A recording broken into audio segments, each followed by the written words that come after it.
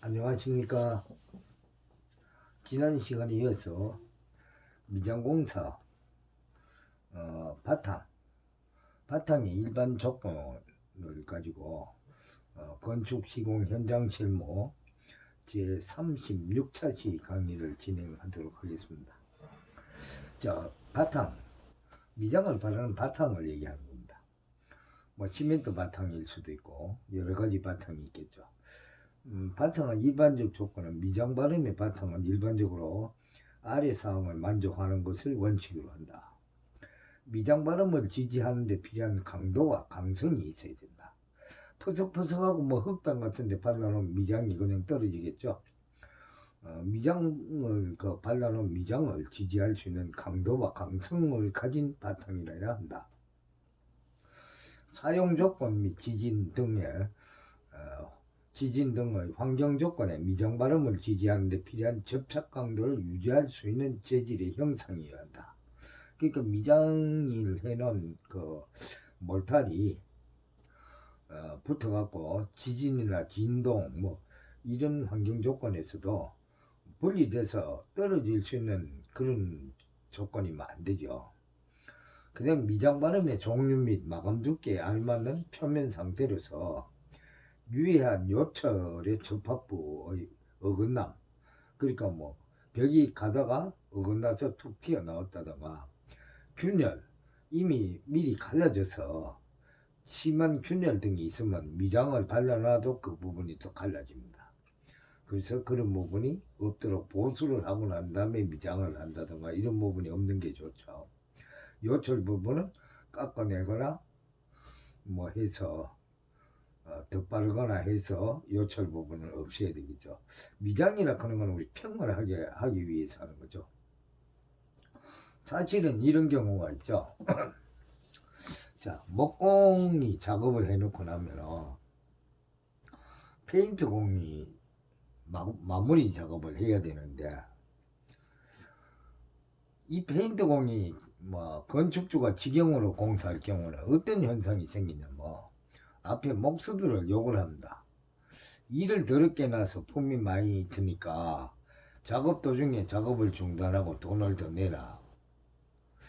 그렇게 하면 결국은 만약에 앞에 공정을 한 목공이 뭐 정산을 보고 돈을 다 계산을 하고 끝이 난 상태 같은 괜찮은데 그렇지 않는 경우는 건축주가 그 목공한테 돈을 다 지급하지 않으려고 나옵니다.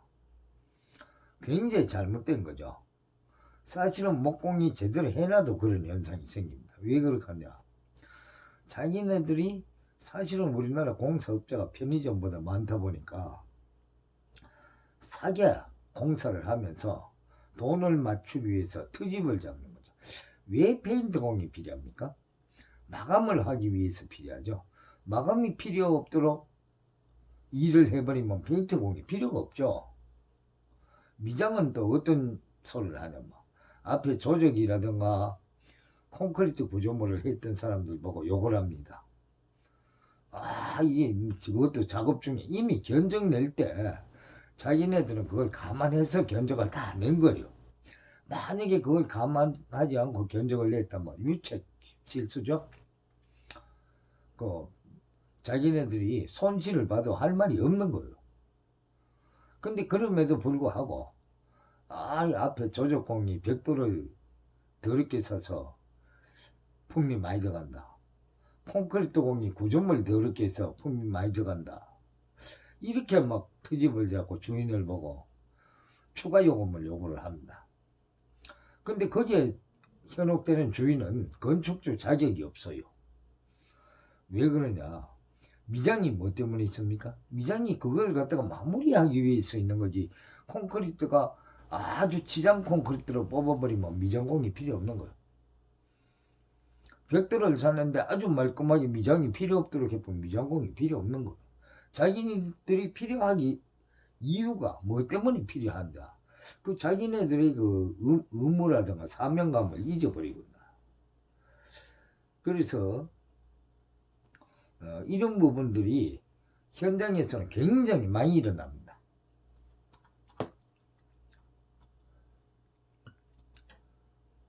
굉장히 많이 일어나는데 이건 굉장히 잘못된 현상이죠. 또 건축주나 현장 관리자도 이런 말에 현혹이 되면 안 된다. 그건 현장 관리자로서의 자격이 없는 거예요. 그 다음에 미장 발음의 종류에 화학적으로 적합한 재질로서 녹물에 의한 오손 또는 화학 반응 또는 흡수 등에 의한 발음층에 약화가 생기지 않도록 해야 된다.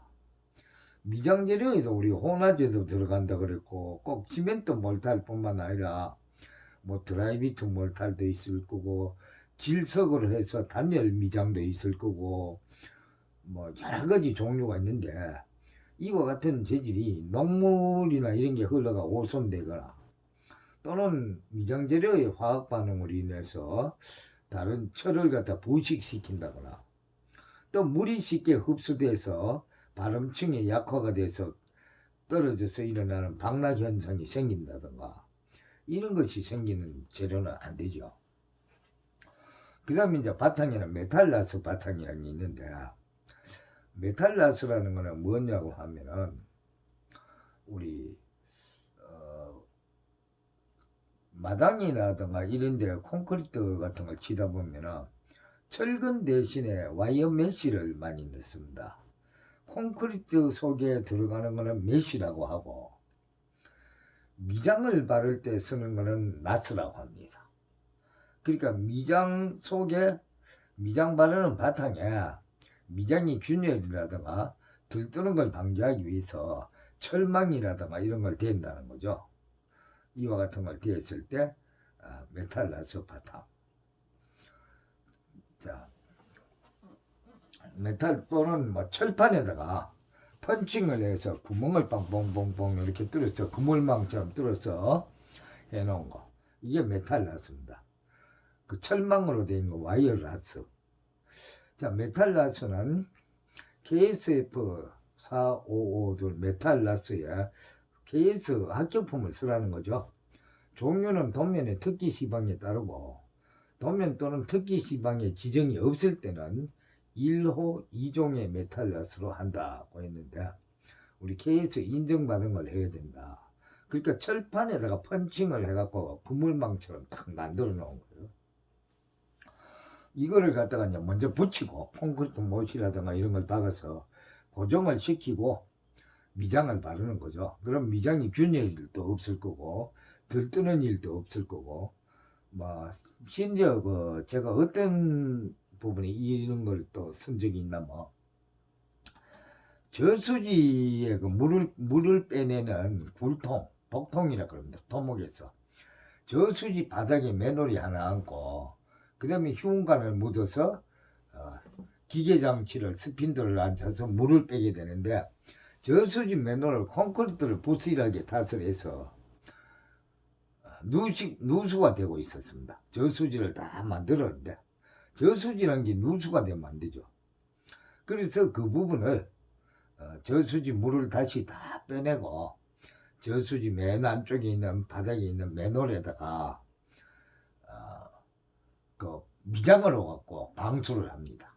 방수액을 타서 방수 미장을 하는데 바로 이 그 메탈나스가 있고 와이어로 되어 있는 와이어 나스를 콘크리트 못으로 촘촘히 받고 그렇게 해서 거기 표면에다 미장을 해서 방수를 해서 물을 잡은 적이 있습니다. 그런 곳에도 가능하죠.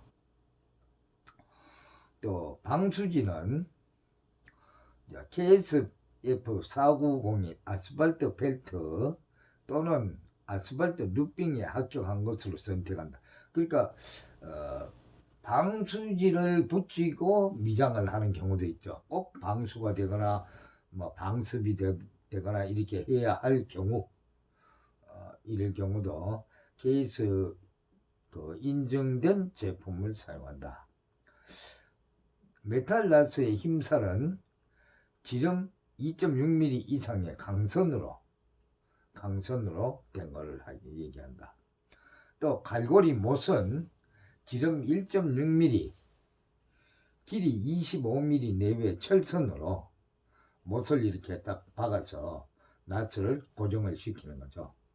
자, 강제철망의 단위 면적당 중량은 외벽 및 피난과 안전상 중요한 부위 등으로 3m를 초과하는 층고 내벽에는 평방미터당 700g 이상이 들어가도록 해야 한다. 3m를 초과하는 층고, 높이로 3m가 넘는 내벽에는 평방미터당 700g 이상의 나스가 들어가야 된다. 그 다음에 우수에 노출되는 외부 등에 나스 시멘트 모르타 벽에 사용하는 강제 철망 및 스테플, 못 등의 부착물은 아연도금 및 부식 등을 방지하는 유효한 표면 처리가 된 거라고 한다. 자, 바깥에 비가 맞는 쪽에 미장을 할 때 나스를 붙이는 경우는 아연도금이 되어 있어야 된다. 자, 여러분들이 철이랑은 습기에 노출되거나 공기 중에 노출되면 금방 부식이 돼서 녹이 있습니다. 이 녹물이 미장 시멘트 바탕면에 흡수가 돼서 밖으로 녹물이 배어 나옵니다. 그러면 그건 청소도 안 되고 녹물을 제거를 할 방법이 없어요. 미장을 떨어내고 다시 해야 되는데, 아연도금이 된 걸 하면 녹물이 안 생기죠. 이 녹이란 게 얼마만큼 잘 나오냐면, 우리 간혹 가다가 건축물 바닥에 돌을 갖다 붙입니다. 물갈기 한 돌, 화강석 같은 걸 돌을 바닥을 붙이는데, 바닥 청소를 게을리해서 볼트 토막이라든가 못 같은 것이 있는 데다가 시멘트 몰타를 얹고 돌을 수평을 맞춰서 잘 붙여놓고 나면 한 달쯤 지나고 나면 돌 표면에 녹이 생깁니다. 그 녹물이 시멘트 속에서 철이 산화돼서 녹물이 돌이 흡수해서 돌 표면까지 나와요. 그러면 이건 청소가 안 돼요. 그러면 돌을 뜯어내고 돌만 교체하는 게 아니고 속에 있는 볼트나 못 조각을 찾아내고 다시 몰타를 넣고 돌을 갖다 붙여야 됩니다. 청소가 안 돼요. 녹물도 만약에 돌을 깔아놓고 그 위에 그라인더로 철판을 자르거나 쇳가루가 떨어지고 나면은 금방 녹이 있습니다. 그때는 PB1이라는 화공약품 전매가 PB1이라는 약품인데 이것으로 닦으면 깨끗이 닦아집니다. 근데 바깥에 표면에 묻은 것도 한 열흘 지나서 닦으면 안 닦아집니다. 왜? 이미 녹이 돌 속으로 흡수가 되어 버렸기 때문에 연마기로 갈아내도 안 됩니다. 또 돌 속에서 배어 나온 녹물은 닦아내는 방법이 없어요. 간혹 가다가 돌 표면에 녹물이 묻었다고 염산을 갖고 닦는데 염산으로 닦으면 돌의 색깔이 변해버립니다. 그래서 돌에 녹물이 있을 때는 PB1이라는 화학약품으로 닦으면 닦아지는데 속에서부터 배어 나오는 것은 안 된다. 그러면 나스 시트 및 골철판 나스를 사용할 경우 나스 시트는 또 이 KS품을 사용해야 된다. 자, 골철판 나스, 골철판으로 이렇게 돼갖고 미장 바탕면에 부착하는 나스를 얘기한 겁니다. 그 다음에 공법은 방수가 꼭 돼야 하는 부분에 할 때 공법은 방수지를 먼저 붙이죠. 방수지를 칠 때 이음은 가로 세로 90mm 이상 겹치고, 그러니까 방수지와 방수지를 겹치는 게 90mm 이상, 그러니까 100mm 정도 겹칩니다. 현장에서 90mm 이상 겹치고 300mm 간격으로 기타 부분에서는 적절한 간격으로 갈고리로 이런 못을 갖다 박아서 고정을 시킵니다. 그러니까 스테플 모양으로 된 못을 갖다가 박는 거죠. 못치기로 고정하고, 우글거리거나 방수지를 붙은 데서 잘못 붙여서 우글거리는 거나 주름이 생기지 않도록 해야 되고, 방수지에 손상된 곳이나 찢김이 생긴 경우 있을 때는 물이 새지 않도록 잘 겹쳐서 된다고 했는데, 조각을 짜집기 하듯이 조각을 잘라서 덧붙이면 되는데 덧붙일 때는 항상 아스팔트 프라이머를 조금 칠해서 붙이고 토치람프를 꼽으면서 잘 그 헤라 같은 거 갖고 잘 눌러 붙여서 완전 접착이 되도록 붙여야 됩니다. 물이 안 쳐서. 그걸 방수지를 붙이고 나서 방수지 바깥에는 메탈 나서 뭐 와이어 나서 이런 걸 가로 세로 300mm 내외, 특히 천장에 만약에 붙일 경우는 150mm 이내로 스테플 모양 갈고리로 되는 못을 갖다가 치게 해서 고정을 시켜야 됩니다. 천장은 떨어지면 천장 미장이 그냥 내려앉을 수가 있죠. 특히 이 방수지가 붙은 거는 미장 시멘트하고 안에 시멘트하고는 접착이 안 돼요. 그 자체로 고정이 되어 있는 거예요. 나스에서 균열이 안 생기고, 또 나스는 못으로 좀 고정을 시켰기 때문에 못의 이 간격도 반드시 지켜줘야 됩니다. 가로 세로 300mm 이내 못 박는 거, 천장은 150mm 내외로 박는 거. 그 다음에 이제 접합에서 서로 이음부가 생긴 부분 450mm 이상 이렇게 겹치도록 합니다. 그 메탈 나스가 서로 겹쳐지게끔.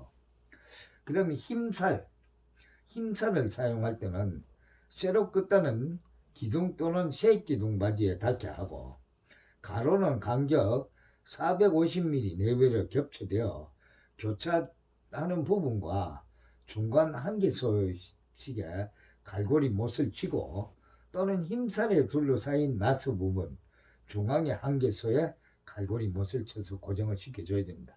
그러니까 나스를 대놓고 이 뭐라 그럽니까, 철근처럼 철로 되는 이렇게 앵글이라 그래야 되나, 이렇게 된 그 쇠를 갖다가 되는 가로 세로를 갖다가 눌려서 나스가 울지 않도록 고정을 시켜 붙이는 걸 얘기합니다.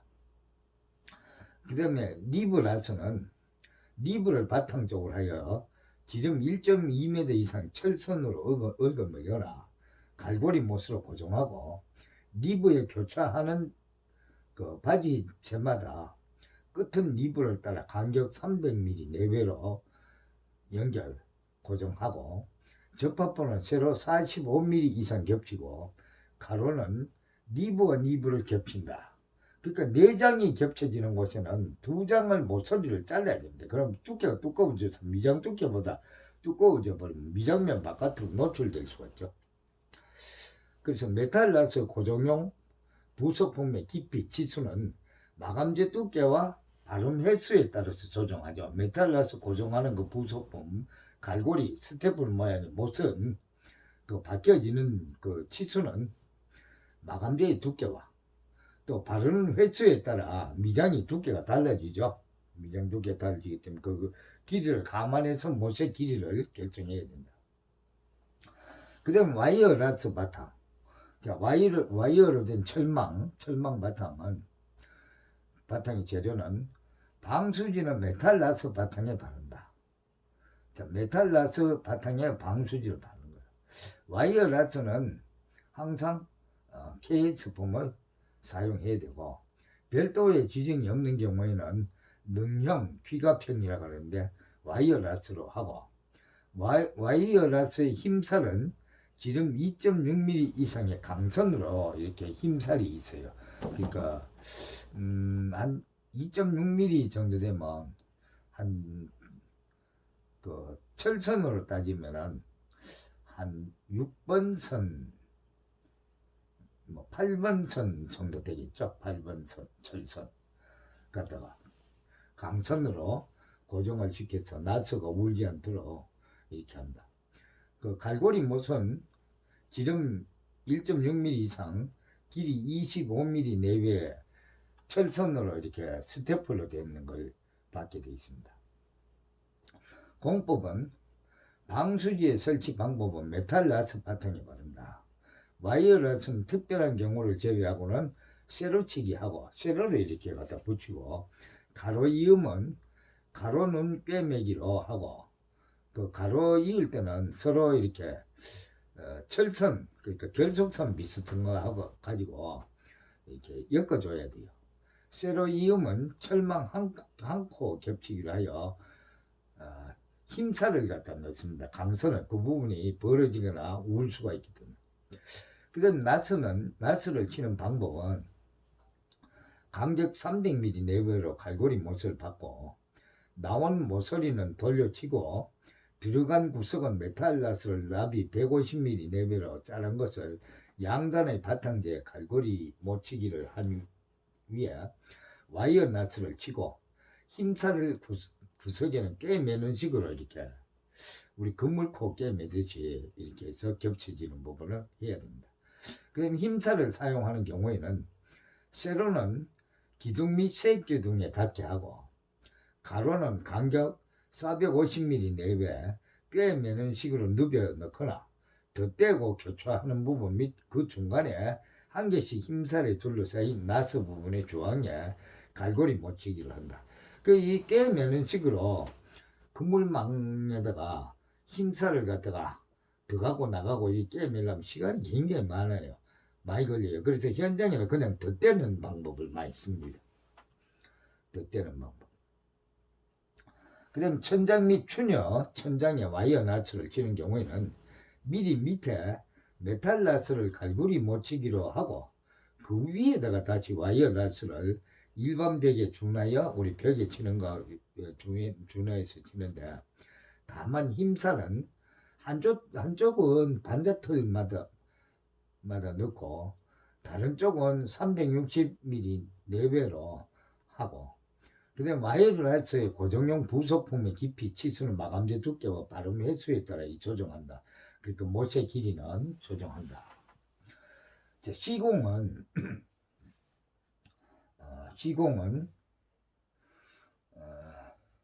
우리 시공 계획 및 현장 관리, 시공자는 시방서에 따라 시공 계획서를 작성한다. 자, 현장의 공사 시공자는 항상 시공 계획서를 작성해야 됩니다. 시공자는 시공 계획서에 따라서 적용 범위, 공사 개요, 작업조 편성, 작업 공정, 바탕 조건, 작업용 가설비, 보양 방법, 안전관리 등에 대한 작업 계획서를 항상 작성을 하고 공사를 합니다. 모든 공사는 똑같습니다.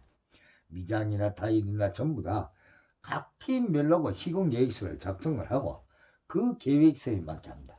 우리가 집수리를 하나 하는데 보통 집수리 같은 거는 직영으로 건축주가 사람들을 불러서 하죠. 그렇게 하다 보면 1,000만 원을 계산하고 있는데 1,500이 들어갔다. 또는 2,000만 원이 들어갔다고 합니다. 그게 왜 그렇게 들어갔냐? 시공계획서 없이 주먹구구식으로 했기 때문에. 자, 만약에 업체가 공사를 맡았는데 1,000만 원에 맡아갖고 하다가 1,500만 원이 들어가면 회사가 망하죠. 업체가. 그럼 그걸 그 1,000만 원에 맞춰갖고 무조건 해야 되죠. 그럼 무조건 하려고 그러면 현장 책임자가 그 1,000만 원에 대한 시공계획서를 만들어야 되겠죠. 물론 시공계획을 약간 벗어날 수는 있겠죠. 사람이 계획서를 짰기 때문에. 그러나 최대한 시공계획서 범위 안에서 마치려고 노력해야 되겠죠. 그래서 그 공사를 범위를 벗어나면 안 되죠. 공사 현장은 전부 다 그렇습니다. 우리 건축 시공뿐만 아니라 인테리어 공사도 마찬가지고 그 계획서 범위 안에서 해야 되죠. 주먹구구식으로 해서 돈이 남으면 남고 하다가 적자 보면 주인한테 생떼 써서 뜯어내고 이거는 제대로 된 업자도 아니고 기술자도 아닌 거죠. 자, 오늘은 여기까지 해서 강의를 마치고 다음 37차시 강의에서 시공계획과 공정관리에 대해서 다시 한번 강의를 하도록 하겠습니다. 자, 수고했습니다. 다음 시간에 뵙겠습니다.